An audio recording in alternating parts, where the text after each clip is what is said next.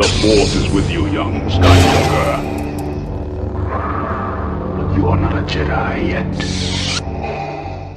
Dude. Dude. Dude. Bro. What was that episode? What is up, everybody? It's Dupree, aka Darth Hater here, and this is my first reactions, first thoughts, and review of Obi-Wan Kenobi episode 5. Lucas, I'm being 100% real. I never thought that hold on. Let me collect my thoughts. I'm still trying to process that episode. But before I do, don't forget to hit that like and subscribe and check out my last video because you already know that helps out the channel. Oh man, I did not think Lucasfilm and Disney were gonna go there with the character of Anakin Skywalker and Darth Vader at the same time. You guys have been warned. If you haven't already seen an episode, there's gonna be a lot of spoilers in this one.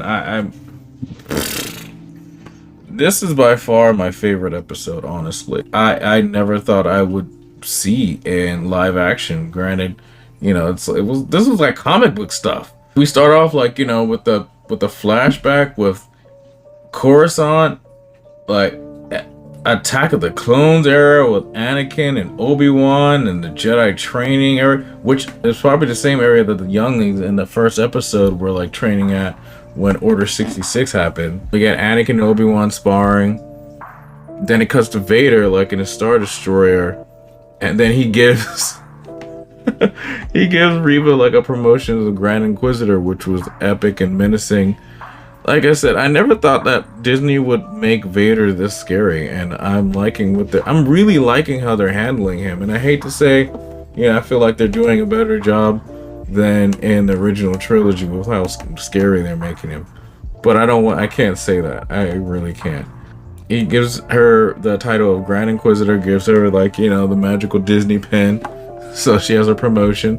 Then they go lightspeed to Jabim, and Obi-Wan gets there. They get Leia there with everybody. You know, they're talking about like getting out of there because obviously like the trade routes and everything have been compromised.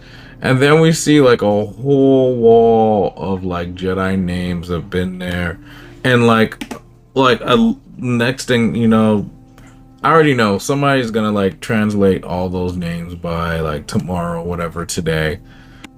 We see like a whole box full of like Jedi lightsabers, and as many times as I watched this episode, I watched this episode at least 3 times already.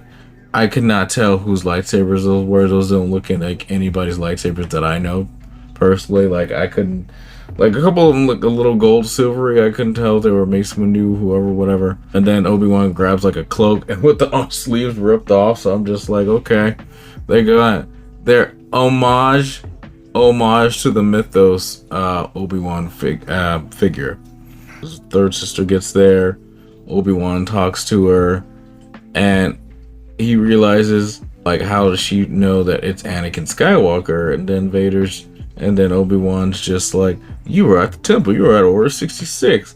You know who, you know, you saw him do it. And then you get into the flashback of Anakin Skywalker doing Order 66, which was dark. And I like I said, I'm continually like in disbelief at how dark Disney is actually going with this. Like, you know, showing Anakin off the kids and stab Reva, and, you know, just, oh man.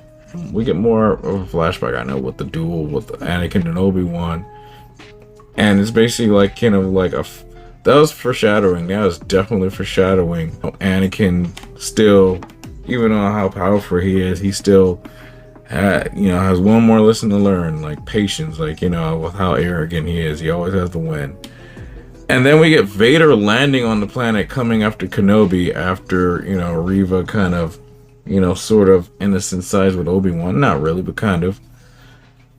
Storming through the freaking base, snatches a freaking ship out of the air, Force Unleashed status, pulls it down, rips it open, all angry, sees the other ship fly away, realizes he lost. And then Reva comes up and tries to like sneak up and stab him, and he's just like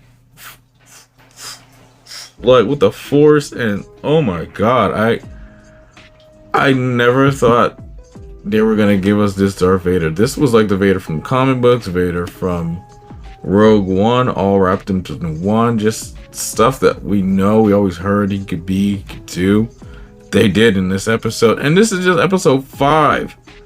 And on top of that, see like him toying with her, just like now my headcanon is just like, damn, like he was really toying with like Luke Skywalker and Empire Strikes Back and Return of the Jedi. If he took it that easy on him and, you know, turned it up, cranked it up a couple notches to embarrass and, you know, make the quote unquote new Grand Inquisitor feel it. And then, by the way, you know, that title is short lived because the real Grand Inquisitor shows back up, which we all knew he would, because if you guys have seen Star Wars Rebels, he's in that. He's the first antagonist in that, in the first season. Like, that's him. That's how he's introduced, you know, in Star Wars Rebels. So it's like, this show takes place years before that, so there's no way they would kill him off and let him stay dead. Comes back, you know, after Vader handles Reva, and I can't even describe what kind of fashion he handled her. Like, that whole sequence was some of the best use of the Force I've seen in the majority of the saga, and that's saying a lot. But then again, you know, I'm also, you know, Vader fanboy too, so like it was just good to see my boy finally get some shine, get some love the best way. It's kind of set up to where you already know what's gonna happen. Basically Vader and the Empire's done with Reva. I don't know why they just left her there after he stabbed her. And think about this, she gets stabbed twice, and I realized she gets stabbed twice. She gets stabbed when she was like, you know, a youngling, and then also in this episode. And so it made me realize, and I believe episode 3, when the other Inquisitor is like using the Force against her, and then she touches her stomach, and you see this weird mark. That's where Vader / Anakin actually stabbed her before. I didn't think about that until now. Like right when I saw that. Reva has to be like one of the strongest dark side characters for the fact that she gets stabbed twice. She got stabbed like Qui-Gon. She got stabbed like, I don't understand how you survive, you know, Anakin Skywalker, much less, you know, again, him as Vader. I don't know, but whatever. And the coldest part of the whole thing with Vader is the fact that he didn't even use his own lightsaber. He used the Force, dodged everything she threw at him, snatched her lightsaber, took it apart, said, "Hey, wanna play?" Showed her up for 2 seconds, took the lightsaber back and threw it on the ground. I'm just like, and stabbed her with her own lightsaber. Like, if that's not the coldest, you know, thing ever, I don't know what is.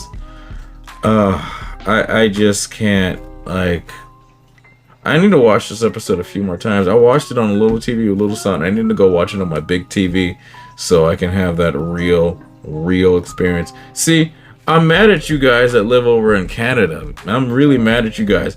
You guys are gonna get like this whole thing in the theater pretty soon, next week, for the season finale. All 5 hours, all 6 episodes, all at once.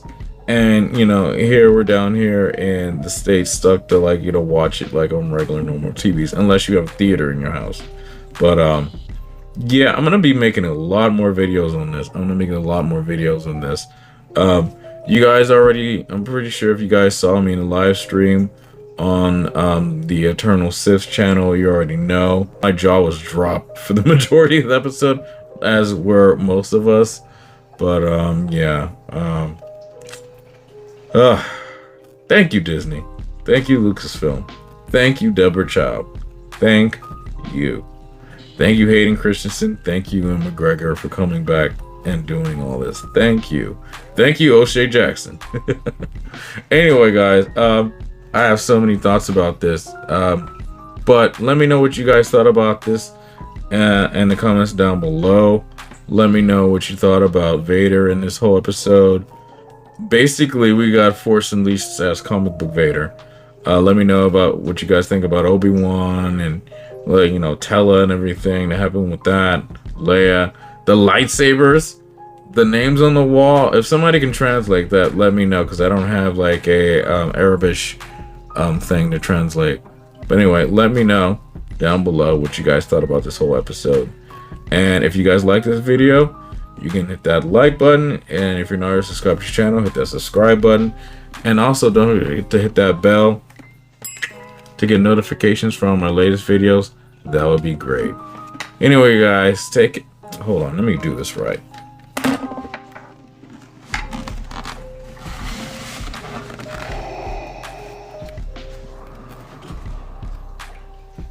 Anyway, take care. See you in the next one. May the dark side of the Force be with you.